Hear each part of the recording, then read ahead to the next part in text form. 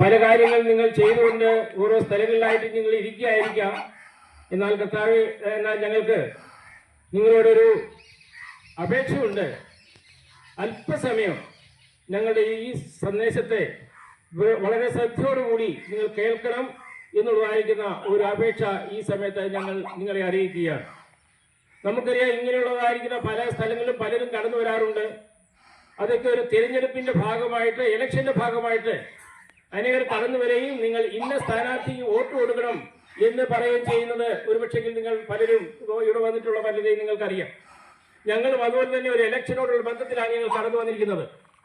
നിങ്ങൾ തിരഞ്ഞെടുക്കുന്നതായിരിക്കുന്ന സ്ഥാനാർത്ഥി 5 വർഷത്തേക്ക് മാത്രമാണെങ്കിൽ ഞങ്ങൾ ഈ പറയാൻ പോകുന്നതായിരിക്കുന്ന ആ സ്ഥാനാർത്ഥി അവൻ രക്ഷകനാണ്. 5 വർഷത്തേക്ക് മാത്രമല്ല, ഇന്ന് നിങ്ങൾ അവനെ നിങ്ങളുടെ സ്വന്തമായിട്ട് തിരഞ്ഞെടുക്കുന്നുവെങ്കിൽ തീർച്ചയായിട്ടും യുഗാനുയുഗം അവൻ നിങ്ങൾക്ക് വേണ്ടി കരുതുന്നവനാണ്, നിങ്ങളെ രക്ഷിക്കുന്നവരാണ്, നിങ്ങളെ അനുഗ്രഹിക്കുന്നവരാണ്. നിങ്ങളുടെ സകലവിധമായിരിക്കുന്ന പ്രശ്നങ്ങളിൽ നിന്നും പ്രയാസങ്ങളിൽ നിന്നും നിങ്ങളെ വീണ്ടെടുക്കുന്ന ദൈവമാണ് എന്നുള്ളത് ഞങ്ങൾ ഈ സമയത്ത് ഓർപ്പിക്കുകയാണ്. അനേകരും തെരഞ്ഞെടുപ്പിലൂടെ ബന്ധത്തിൽ കടന്നു വരുമ്പോൾ ആ സ്ഥാനാർത്ഥിയെ കുറിച്ച് പല കാര്യങ്ങൾ പറയാറുണ്ട്. എന്നാൽ ആ സ്ഥാനാർത്ഥി മരിക്കും, നിങ്ങളും മരിക്കും. എന്നാൽ മരിക്കാത്ത ഒരു സ്ഥാനാർത്ഥി, ഒരു രക്ഷകൻ, അവിടുന്ന് മാത്രമാണ് കർത്താവായ യേശു ക്രിസ്തു. ഇന്ന് ആ യേശു ക്രിസ്തുവിനെ കുറിച്ച് ചില കാര്യങ്ങൾ നിങ്ങളോട് പറയുവാൻ തക്കവണ്ണമാണ് ഞങ്ങൾ ഈ സമയത്ത് ആഗ്രഹിക്കുന്നത്. ആരാണ് യേശു ക്രിസ്തു? നമ്മൾ സ്കൂളിലും കോളേജിലും ഒക്കെ പഠിച്ചിട്ടുണ്ട്. യേശു ക്രിസ്തു ഒരു മഹാനാണ്, ശരിയാണ്, താൻ ഒരു മഹാൻ തന്നെയാണ്. താൻ ഒരു നല്ലവനാണ്, ശരിയാണ്, താൻ നല്ലവനാണ്. അത് മാത്രമാണോ? അവൻ ചെയ്ത ചില കാര്യങ്ങൾ, അവൻ പറഞ്ഞിട്ടുണ്ടായിരിക്കുന്നത് ചില കാര്യങ്ങൾ കേൾക്കുമ്പോൾ അത് നിങ്ങൾ അനുസരിക്കുന്നില്ല എങ്കിൽ അത് തീർച്ചയായിട്ടും ആ കർത്താവായ യേശു ക്രിസ്തുവിനെ നിങ്ങൾ വഞ്ചിക്കുന്നവരായിട്ട് ആയിത്തീരുകയാണ്. കർത്താവായ യേശു ക്രിസ്തു പറഞ്ഞു, ഞാൻ തന്നെ വഴിയും സത്യവും ജീവനുമാകുന്നു എന്ന് പറഞ്ഞാൽ താൻ മാത്രമാണ് സ്വർഗത്തിലേക്ക് പോകാൻ തക്കനുള്ള ഏക വഴി എന്നാണ് താൻ പറഞ്ഞതിന്റെ ഉദ്ദേശം. ഞാൻ തന്നെ വഴി എന്ന് പറഞ്ഞു കഴിഞ്ഞാൽ വേറൊരു വഴിയുമില്ല.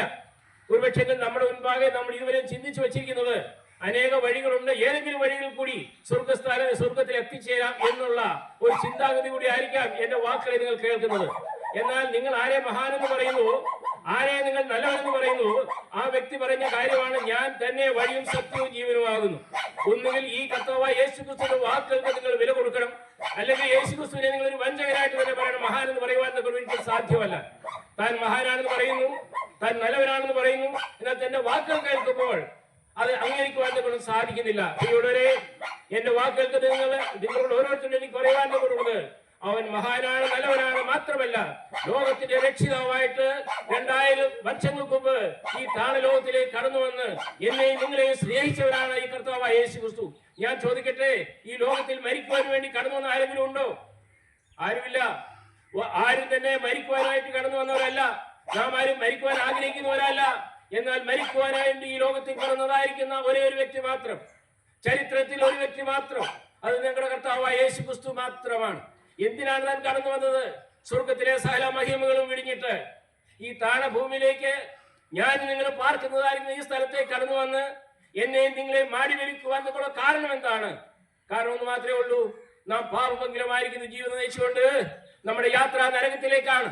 എന്നാൽ വലിയവനായിരിക്കും ദൈവം നമ്മെ സ്നേഹിക്കുന്നു മുഖാന്തരം. ആ സ്നേഹം, അതിനെ നീളം, വീതി, ഉയരം, ആഴം എന്നിവ വർണ്ണിപ്പാൻ സാധ്യമല്ലാത്തതായിരിക്കുന്ന ആ വലിയ സ്നേഹത്താൽ ആ സ്നേഹം നമ്മളുടെ കാണിക്കുന്നതുകൊണ്ട് വലിയവനായിരിക്കും ദൈവം തന്നെ ഈ ലോകത്തിലേക്ക് 2000 വർഷങ്ങൾക്ക് മുമ്പ് കടന്നു വന്നിട്ട് അവൻ നമ്മുടെ പാപങ്ങൾക്ക് വേണ്ടി കാൽവരി ക്രൂശിൽ മരിച്ചു.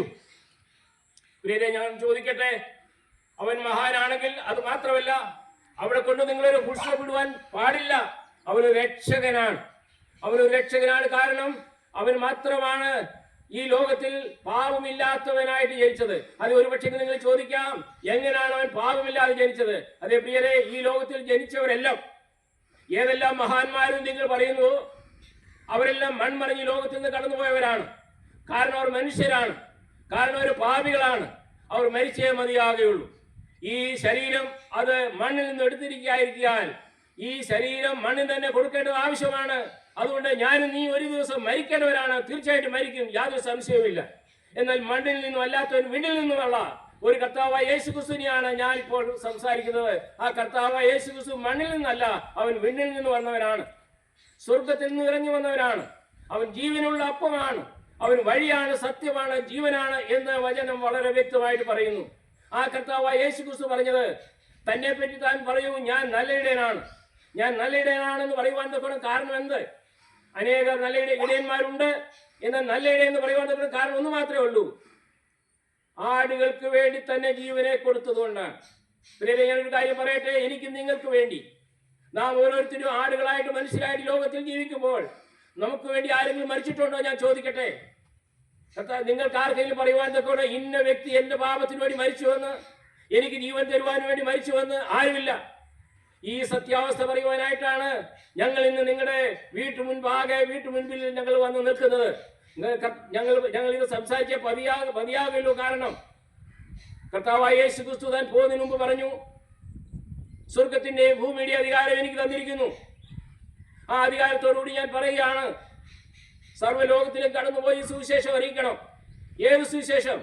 കർത്താവായ യേശു ക്രിസ്തു 2000 വർഷങ്ങൾക്ക് മുമ്പ് ലോകത്തിൽ ജനിച്ചുവെന്നും 33 വർഷക്കാലം ഈ ലോകത്തിൽ ജീവിച്ചുവെന്നും എന്റെ നിങ്ങളുടെ പാപത്തിന് വേണ്ടി, എന്റെ നിങ്ങളുടെ പാപത്തിൽ നിന്ന് നമുക്ക് രക്ഷ തരുവാൻ വേണ്ടി കാൽവരി ക്രൂശിൽ മരിച്ചു.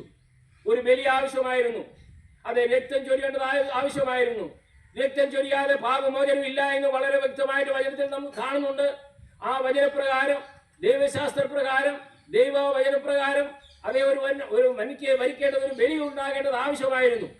ആ ബലിയാണ് നമ്മുടെ കർത്താവായ യേശു ക്രിസ്തു. ഞാൻ നിങ്ങളും ജനിക്കുന്നതിന് മുമ്പ് തന്നെ, നമ്മുടെ പിതാക്കന്മാർ ജനിക്കുന്നതിന് മുമ്പേ നിങ്ങളെ ഓർത്ത ഒരു കർത്താവുണ്ട്. ആ കർത്താവാണ് നമ്മുടെ കർത്താവായ യേശു ക്രിസ്തു.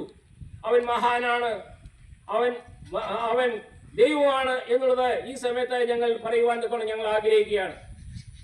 അവൻ എന്തിനാണ് വന്നത്?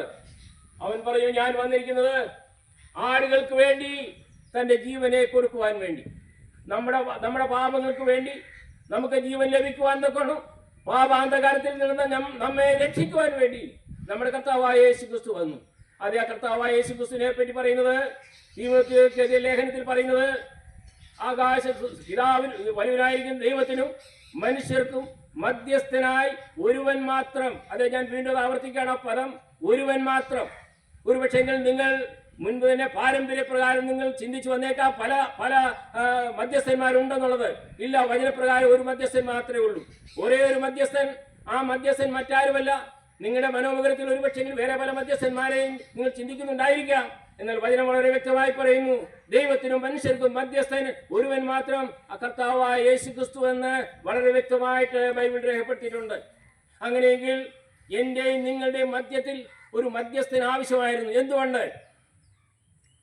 രണ്ട് പാവികളുടെ മധ്യത്തിൽ വേറൊരു പാവി വന്ന് ആ പാവിയെ രക്ഷപ്പെടുത്തുവാൻ നമുക്ക് കഴിയില്ല. രണ്ട് മദ്യപാനികളുടെ മധ്യത്തിൽ അവർക്കൊരു ഒത്തുതീർപ്പുണ്ടാക്കുവാൻ വേറൊരു മദ്യപാനി വന്നാൽ ഒക്കുകയില്ല. എന്നാൽ വലിയവനായിരിക്കും ദൈവം മനുഷ്യനായി ലോകത്തിൽ കടന്നു വന്നുകൊണ്ട്, മനുഷ്യനായിക്കൊണ്ട് ദൈവത്തിനും മനുഷ്യർക്കും മധ്യത്തില് മധ്യസ്ഥനായി നിന്നു. അവൻ മാത്രമാണ് പാപമില്ലാത്തവൻ, അവൻ മാത്രമാണ് പുരുഷ സമ്പർക്കം കൂടാതെ ലോകത്തിൽ ജനിച്ചത്. ആ കർത്താവായ യേശു ക്രിസ്തുവാണ് ദൈവത്തിനും മനുഷ്യർക്കും മധ്യസ്ഥനായി നിൽക്കുന്നത്. പ്രിയരെ, എന്റെയും നിങ്ങളുടെയും ജീവിതത്തിലുള്ളതായിരിക്കുന്ന ഭാരങ്ങള്, പ്രയാസങ്ങള്, പ്രശ്നങ്ങള്, പ്രതിബന്ധങ്ങൾ എന്തുമായിക്കോട്ടെ, ആ പ്രശ്നങ്ങൾക്ക് ഒരു മധ്യസ്ഥനായിട്ട് ഒരുവനുണ്ട്. അത് നമ്മുടെ കർത്താവായ യേശു ക്രിസ്തു മാത്രമാണ്. ഒരുപക്ഷെങ്കിൽ നിങ്ങൾ ചിന്തിക്കാം, ഒരുപക്ഷെങ്കിൽ നിങ്ങൾക്ക് നിങ്ങളുടെ മനസ്സിൽ പല പല മധ്യസ്ഥന്മാരെ കുറിച്ച് നിങ്ങൾ ചിന്തിക്കുന്നുണ്ടായിരിക്കാം. എന്നാൽ വചനപ്രകാരം കർത്താവായ യേശു ക്രിസ്തു മാത്രമാണ് മധ്യസ്ഥൻ. ഇനി ഞങ്ങൾ നിങ്ങളോട് പറയുവാൻ ആഗ്രഹിക്കുന്നത്, ഈ സമയത്ത് നിങ്ങൾ ഏത് സ്ഥാനത്തായിരുന്നാലും നിങ്ങളുടെ ജീവിതത്തിൽ ഒരു മധ്യസ്ഥന്റെ ആവശ്യമുണ്ട് എങ്കിൽ, നിങ്ങളുടെ ജീവിതത്തിൽ പ്രശ്നമുണ്ടെങ്കിൽ, നിങ്ങൾ രോഗിയായി ജീവിക്കുന്നുവെങ്കിൽ, നിങ്ങൾ പാരലൈസ് ആയിട്ട് കിടക്കുകയാണെങ്കിൽ, മറ്റുള്ളവരുടെ ആശ്രയമില്ലാതെ നിങ്ങൾക്ക് ജീവിക്കാൻ കഴിയില്ല എന്നുള്ള അവസ്ഥയിൽ നിങ്ങളായിരിക്കുന്നുവെങ്കിൽ, ഞാൻ പറയട്ടെ, ഒരു മധ്യസ്ഥനുണ്ട്. ആ മധ്യസ്ഥൻ നമ്മുടെ സകല ഭാരങ്ങളും പേരിക്കൊണ്ട് ആ കാൽവരി ക്രൂശിൽ മരിച്ചതാണ്. ഞങ്ങളുടെ പാപഭാരം ഏറിക്കൊണ്ട് സകല പ്രശ്നങ്ങൾക്ക് പരിഹാരം വരുത്തുവാൻ, പാപമയമായിരിക്കുന്ന ജീവിതത്തിൽ നിന്ന് പരിപൂർണ്ണ സമൃദ്ധിയുടെയും സന്തോഷത്തിന്റെയും ആനന്ദത്തിന്റെയുമായിരിക്കുന്ന ജീവിതത്തിലേക്ക് നമ്മെ കാൽ വെച്ച് വെക്കുവാൻ തക്കണം ആ കർത്താവായ യേശു ക്രിസ്തു ഇന്നും നമ്മോട് കൂടെ ഉണ്ട്. ഞാൻ നിങ്ങളെ മാടി വിളിക്കുകയാണ്, ഈ കർത്താവിലേക്ക് നിങ്ങൾ കടന്നു വരിക. ഒരു പ്രാവശ്യം കൂടി അവസാനമായിട്ട് എൻ്റെ വാക്കുകൾ അവസാനിപ്പിക്കുന്ന ഒരു വാക്കുകൾ പറയട്ടെ. ഈ സ്ഥാനത്തിരുന്നുകൊണ്ട് എന്നെ കേൾക്കുന്ന പ്രിയമുള്ളവരെ, ഈ നല്ല സ്ഥാനാർത്ഥി, ഈ നല്ല രക്ഷകനെ നിങ്ങളുടെ സ്വന്തം രക്ഷിതാവായിട്ട് നിങ്ങൾ ഇതുവരെ സ്വീകരിച്ചിട്ടില്ല എങ്കിൽ യാതൊരു കർമ്മപ്രവർത്തിയാൽ നിങ്ങൾക്ക് രക്ഷയില്ല. ഒരു പുണ്യസ്ഥാനം സന്ദർശിച്ചതുകൊണ്ടോ ദാനധർമ്മങ്ങൾ ചെയ്തുകൊണ്ടോ ഞാൻ നല്ലവനായി ജീവിക്കുന്നതുകൊണ്ടോ നിങ്ങൾക്ക് രക്ഷ ലഭിക്കുകയില്ല. രക്ഷ ലഭിക്കുവാൻ ഒരേ ഒരു മാർഗം വിശ്വാസത്താൽ. വിശ്വാസം മാത്രം മതി. അത് ഞാൻ പറയട്ടെ, നിങ്ങൾ ഇരിക്കുന്ന സ്ഥാനത്ത് ഇരുന്നുകൊണ്ട് ഏതൊരവസ്ഥയിലാണ് ഒരുപക്ഷെ നിങ്ങൾ ഞങ്ങൾക്ക് അറിഞ്ഞുകൂടാ. എന്നാൽ വലിയനായിരിക്കുന്ന ദൈവം നിങ്ങളെ കാണുന്നുണ്ട്. വലിയനായിരിക്കുന്ന ദൈവം നിങ്ങളുടെ ഹൃദയത്തിന്റെ അവസ്ഥ കാണുന്നുണ്ട്. ഇന്നലെ ഒരുപക്ഷെ ഇന്നലെ രാത്രിയിൽ നിങ്ങൾ എങ്ങനെയാണ് ജീവിച്ചെന്നുള്ളത് ഞങ്ങൾക്ക് അറിഞ്ഞുകൂടാ. അതെ, ഭർത്താവ് അറിയാതെയും ഭാര്യ അറിയാതെയും അനേക പാപങ്ങൾ നിങ്ങളുടെ ജീവിതത്തിൽ ഒരുപക്ഷെ ഉണ്ടായിരുന്നിരിക്കാം ഇതുവരെയും. എന്നാൽ ആ പാപങ്ങൾക്ക് പരിഹാരത്തിനായിട്ട് ഇതാ കർത്താവായ യേശു ക്രിസ്തു നിങ്ങളെ മാടി വിളിക്കുന്നു. അധ്വാനിക്കുന്നൊരു ഭാരം ചുമക്കുന്നവരുമായുള്ളവരെ എൻ്റെ അടുക്കൽ വരുവിൻ, ഞാൻ നിങ്ങളെ ആശ്വസിപ്പിക്കാം. ആ സമാധാനവും ആശ്വാസവും ലോകം തരുന്ന പോലെ അല്ല, സകല ബുദ്ധിയെയും കവിയുന്ന ദൈവിക സമാധാനം കൊണ്ട് ഞാൻ നിങ്ങളെ നിറയ്ക്കാമെന്ന് അരുളി ചെയ്ത കർത്താവായ യേശു ക്രിസ്തു ഇന്ന് ഈ സ്ഥലത്ത് നിന്നുകൊണ്ട് നിങ്ങളെ ഓരോരുത്തരെയും മാടി വിളിക്കുകയാണ്. നിങ്ങൾ അതിന് സമ്മതമാണോ? ഈ ചോദ്യത്തിന് മുൻപായി ഹാ എന്ന് പറയുന്നുവെങ്കിൽ, ഒരേ ഒരു പ്രാർത്ഥന ഞാൻ പ്രാർത്ഥിക്കുന്ന രീതിയിൽ നിങ്ങൾ പ്രാർത്ഥിക്കുന്നുവെങ്കിൽ തീർച്ചയായിട്ടും നിങ്ങളുടെ ഹൃദയത്തിൽ കർത്താവായ യേശു ക്രിസ്തുവിന് സ്ഥാനമുണ്ട്. നിങ്ങളുടെ പേര് സ്വർഗത്തിൽ ജീവപുസ്തകത്തിൽ എഴുതപ്പെട്ടിരിക്കും. അതുപോലെ തന്നെ മാത്രമല്ല, മരണശേഷം ഒരു മരണാനന്തര ജീവിതമുണ്ട്. നമുക്കൊന്നിച്ച് ആ സ്വർഗത്തിൽ നമുക്ക് അന്യോന്യം കാണുവാൻ കൊണ്ട് കഴിയും. ആ ഒരു നല്ല പ്രത്യാശയാൽ നിങ്ങളെ നയിക്കട്ടെ. ഈ പ്രകാരം നിങ്ങളൊന്ന് പ്രാർത്ഥിക്കുക. കർത്താവേ, ഞാൻ പാപിയായ ഒരു മനുഷ്യൻ, ഞാൻ അനേക പാപങ്ങൾ നിങ്ങൾ ചെയ്തിട്ടുണ്ട്. കഠിന പാപങ്ങൾ, രക്താംബരം പോലെ ചുവപ്പായിരിക്കുന്ന പാപങ്ങൾ എൻ്റെ ജീവിതത്തിൽ ഉണ്ടായിട്ടുണ്ട്. ഒരുപക്ഷെ എൻ്റെ മാതാപിതാക്കൾ അറിയാതെ, എൻ്റെ ഭാര്യ അറിയാതെ, എൻ്റെ ഭർത്താവ് അറിയാതെ, എൻ്റെ മക്കളറിയാതെ അനേക പാപങ്ങൾ എൻ്റെ ജീവിതത്തിൽ ഉണ്ടായിട്ടുണ്ട്. എൻ്റെ പാപങ്ങൾ ക്ഷമിക്കുവാൻ കൊണ്ടോ കർത്താവേ അവിടുന്ന് കഴിയുമോ? ഇപ്പോൾ കേട്ടതായിരിക്കും വചനത്തിൻ്റെ ഭാഗെ ഞാൻ സാഷ്ടാംഗം വീഴുകയാണ്. ഞാൻ അങ്ങയെ സ്വീകരിക്കുന്നു, വിശ്വസിക്കുന്നു. അങ്ങ് എൻ്റെ പാപത്തിന് വേണ്ടി കാൽവരി ക്രൂശിൽ മരിച്ചു എന്നുള്ളത് ഞാൻ പൂർണ്ണമായി വിശ്വസിക്കുന്നു. അങ്ങനെയെങ്കിൽ പ്രിയരെ, ഈ കർത്താവായ യേശു ക്രിസ്തുവിനെ നിങ്ങളുടെ ഹൃദയത്തെ അന്തർഭാഗത്തു നിന്നും ഈ വാക്കുകൾ ഉരുവിടുന്നുവെങ്കിൽ നിങ്ങൾ കർത്താവായ യേശു ക്രിസ്തുവിന്റെ മകനായി മകളായി തീരുവാൻ ഇവിടെ സാധിക്കും. വചനത്തിൽ പ്രകാരം പറയുന്നുണ്ട്, നിങ്ങളുടെ പാപം രക്താംബരം പോലെ ചുവപ്പായിരുന്നാലും അതിനെ ഹിമം പോലെ വെളുപ്പിക്കാം. ഏത് ശാസ്ത്രമാണ്, ഏത് ധർമ്മമാണ്, ഏത് പുസ്തകത്തിലാണ് പ്രിയരെ ഇതുപോലെ എഴുതിയിരിക്കുന്നത്? വേദപുസ്തകം, ഹോളി ബൈബിൾ. അത് മാത്രമാണ് പരിശുദ്ധ വേദപുസ്തകം എന്ന് പറയുന്നത്. സത്യവേദപുസ്തകം എന്ന് പറയുന്ന ഒരു പുസ്തകമേ ഉള്ളൂ ചരിത്രത്തിൽ. അത് നമ്മുടെ ബൈബിൾ മാത്രമാണ്, വേദപുസ്തകം മാത്രമാണ്. ഈ വേദപുസ്തകത്തിലാണ് പറഞ്ഞിരിക്കുന്നത്, നിങ്ങളുടെ പാപം എത്ര കടിഞ്ചുവപ്പായിരുന്നാലും അതിനെ ഞാൻ ഹിമം പോലെ വെളുപ്പിക്കാം.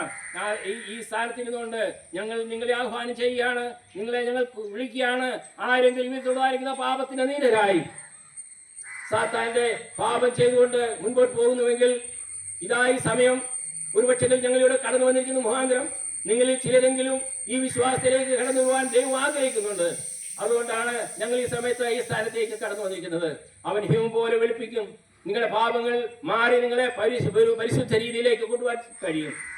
അത് മാത്രമല്ല, വചനത്തിൽ പറയുന്നുണ്ട്, ഒരുവൻ ക്രിസ്തുവിലായാൽ അവൻ പുതിയ സൃഷ്ടിയാകുന്നു, പഴയതെല്ലാം കഴിഞ്ഞുപോയി. അതേ പ്രിയരെ, ഇന്ന് നീ കർത്താവായ യേശു ക്രിസ്തുവിനെ രക്ഷിതാവായി സ്വീകരിക്കുന്നുവെങ്കിൽ വേദപുസ്തകത്തിൽ രേഖപ്പെടുത്തിയിരിക്കുന്ന പ്രകാരം നിങ്ങളൊരു പുതിയ സൃഷ്ടിയാണ്, പഴയതെല്ലാം കഴിഞ്ഞുപോയി എന്ന് പറഞ്ഞാൽ നിങ്ങളുടെ പഴയ സ്വഭാവം, പഴയ നടത്തല്, പഴയ ചാൽച്ചലനങ്ങള്, പഴയ വാതാവരണങ്ങള്, ഇതിനെല്ലാം ഒരു സമാപ്തി കുറിക്കേണ്ടത് ആവശ്യമാണ്. അതെ, നീ ഒരു മദ്യപാനി ആകുന്നുവെങ്കിൽ കർത്താവായ യേശു ക്രിസ്തുവിനെ സ്വന്തം രക്ഷിതാവായി സ്വീകരിച്ചപ്പോൾ അനേക പാപ സ്വഭാവങ്ങൾ നിങ്ങളുണ്ടല്ലോ, അതിനെല്ലാം ഒരു അറുതി വരുത്തിക്കൊണ്ട് ഒരു ഫുൾ സ്റ്റോപ്പ് ഇട്ടുകൊണ്ട് നിങ്ങളുടെ ക്രിസ്തീയ ജീവിതം ഒരു നല്ലൊരു ജീവിതം നയിക്കുവാൻ നിൽക്കണം. ഞാൻ നിങ്ങളെ എല്ലാവരെയും ആഹ്വാനം ചെയ്തുകൊണ്ട് എന്റെ വാക്കുകൾ ഞങ്ങൾ വിരമിക്കുന്നു. ദൈവം ഏവരെയും അനുഗ്രഹിക്കട്ടെ, സഹായിക്കട്ടെ. മാത്രമല്ല, ആരെങ്കിലും രോഗികളായിട്ട് എന്നെ കേൾക്കുന്നവരായിട്ടുണ്ട് എങ്കിൽ, ഏതെങ്കിലും വിധ പ്രശ്നങ്ങളിലും പ്രയാസങ്ങളിലും കടന്നു പോകുന്നുവെങ്കിൽ ഞങ്ങൾ നിങ്ങൾക്ക് വേണ്ടി പ്രാർത്ഥിക്കുന്നതാണ്. ആരെങ്കിലും ആ പ്രാർത്ഥന വിഷയം ഞങ്ങളെ അറിയിക്കുന്നുവെങ്കിൽ ഞങ്ങൾ നിങ്ങൾക്ക് വേണ്ടി പ്രാർത്ഥിക്കുന്നതാണ്. ദൈവം നമ്മെ ഓരോരുത്തരെയും സഹായിക്കട്ടെ, അനുഗ്രഹിക്കട്ടെ. ദൈവനാമം മഹത്വപ്പെടുമാറാകട്ടെ. ആമേൻ.